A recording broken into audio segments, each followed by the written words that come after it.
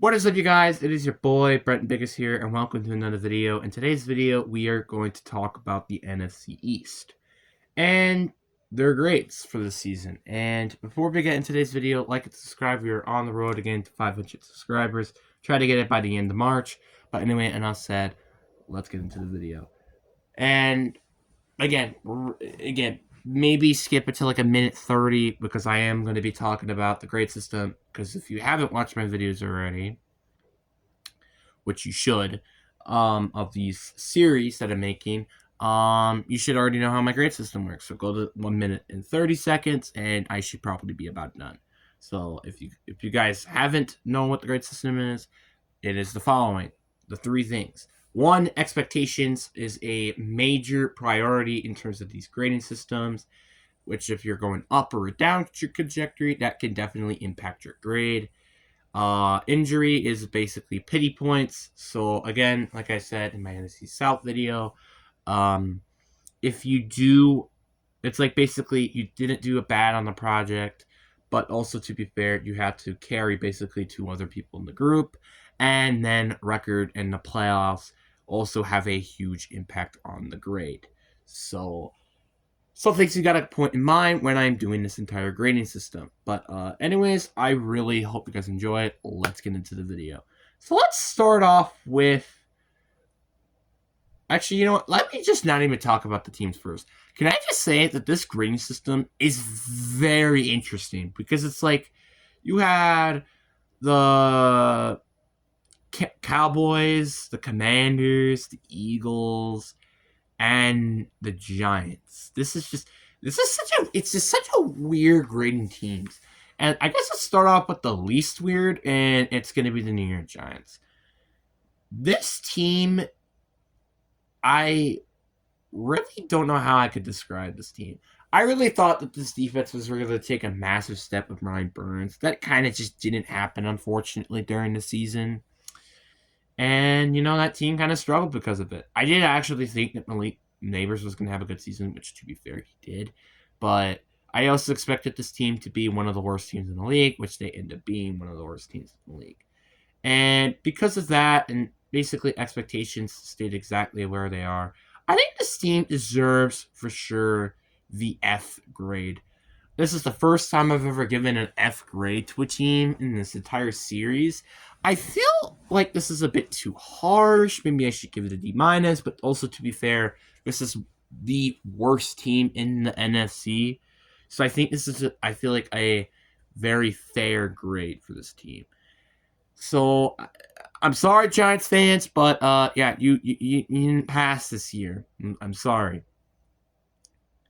But I made a lot of Giants fans cry. Now we got to the Eagles, and I think without a doubt, this is an A+ grade for the Eagles. I mean, is there like any other questions do I have to answer? You literally did the best thing possible, which is to win a Super Bowl. And not just win a Super Bowl, but you destroyed your opponent in the Super Bowl. You destroyed the Commanders in the NFC Championship game, and you also beat the Rams and the Packers. So not only that you weren't the 1 seed and still won the Super Bowl, but you also destroyed multiple teams that made it to the postseason. They did have an overall very good season. They did had a pretty sluggish beginning, so it just made it all the better that they ended up winning the Super Bowl. And I was super happy when I saw that the Chiefs didn't win the Super Bowl.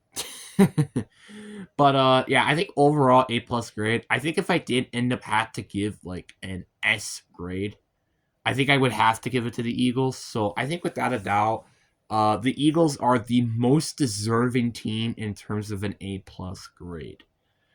And I don't think that's even really a question, to be honest. And now we get to the most interesting team, I think, to talk about. We got the Dallas Cowboys, the team that was the definition of a disappointment. But also, can you really say this team was a disappointment because of the injury of Dak Prescott?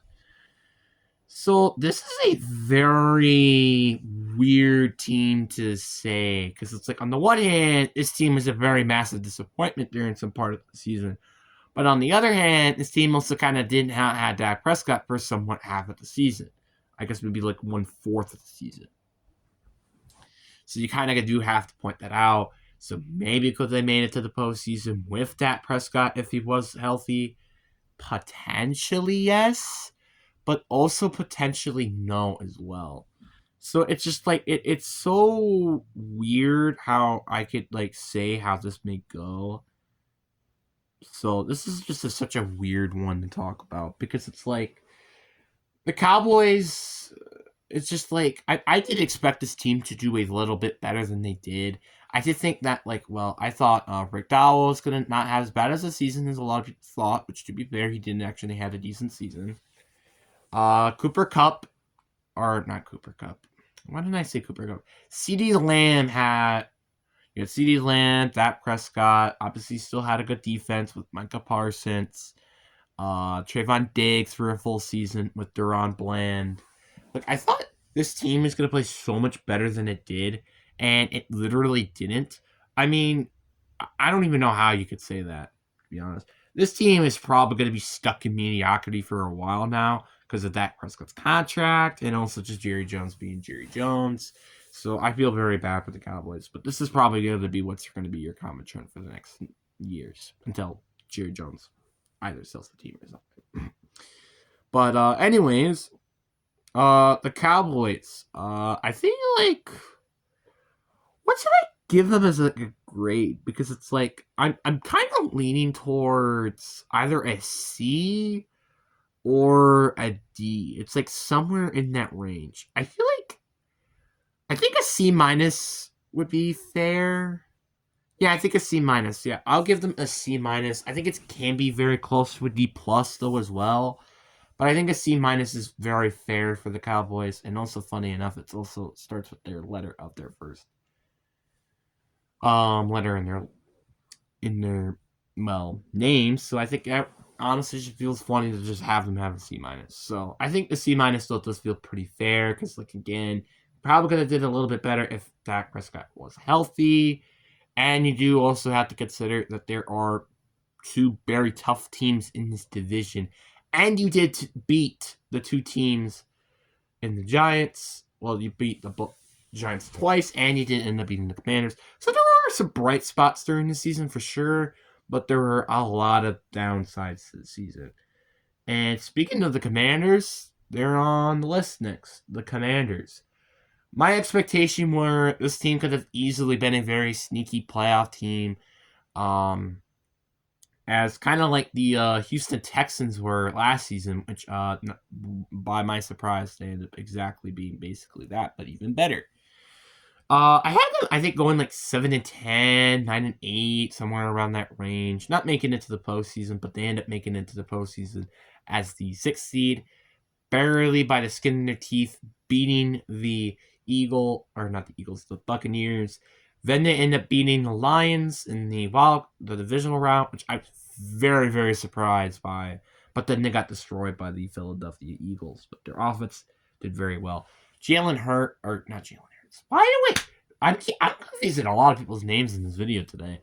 Jalen Daniels had an excellent rookie year. He could be easily probably one of the best quarterbacks upcoming if he made it to an AFC Championship game in his rookie year. Brian Thomas was Brian Thomas when he was healthy, same thing with Austin Eckler being very good running backs. Scary Terry enjoyed a very great season, getting his first playoff win ever in his NFL career, which felt very nice. Zach Ertz kind of went back in time, and funny enough, he got wrecked by the team that literally he used to be on, which that's kind of hilarious. And yeah, but like, I mean, if it weren't for this defense to, like, honestly, I thought the defense was probably going to do most of the carry lifting. But surprisingly, it's been their offense that did most of the carry lifting during the season, which I was personally surprised about, but not saying by any means that this team stinks. But yes, I feel like they should address their defense during the offseason. But overall, this is a very, very good team who had a very, very good year and obviously beat expectations by a literal landslide. And this team, I think, is the only team that didn't go to the Super Bowl that I'm going to give an A plus to. it is so hard to not say that this team doesn't deserve an A+. I mean, like, for real, think about it for a minute. This team went 12-5 in the season. Yes, you lost to the Cowboys, but you beat the Eagles.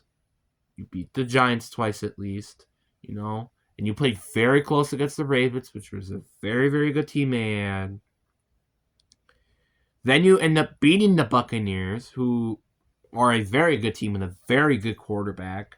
Then you beat the Lions, which was expected to make it to a Super Bowl for a lot of people. And then you had just lost to the Super Bowl champions. I mean, a bit humiliating fashion, which is kind of why you may consider an A here, but I think that A+ is well deserved. And I just can't picture out of my mind, why do I not give them an A+. I mean, they basically had a perfect season besides making it to a Super Bowl and winning an NFC Championship game. Like, you beat expectations. You won 2 playoff games, which not a lot of teams did, may I add. So it's just like, why don't they deserve an A+ of a grade? Like, I mean, yeah, is it 100? Probably not. I don't think they deserve 100 quite, but they are easily like a 99, 98 team. Because it's just like, how the heck did this team make it this far to begin with?